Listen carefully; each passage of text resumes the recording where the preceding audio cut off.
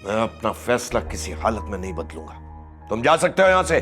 चला जाऊंगा पापा, लेकिन फिर कभी नहीं आऊंगा। बड़ा एहसान करोगे तुम मुझ पर। ये आप क्या कह रहे हैं जमाल? ये हमारा बेटा है। नहीं है ये हमारा बेटा।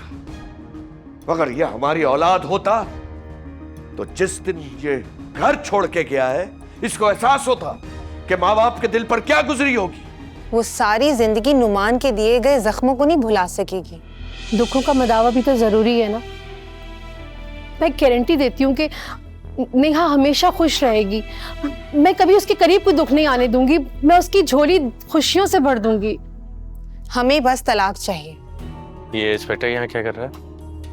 अलीजे जी की खबरगिरी करने के लिए आया था कि इनको कोई प्रॉब्लम तो नहीं है। वैसे मेरे होते हुए अलीजे जी को कोई प्रॉब्लम हो भी नहीं सकती।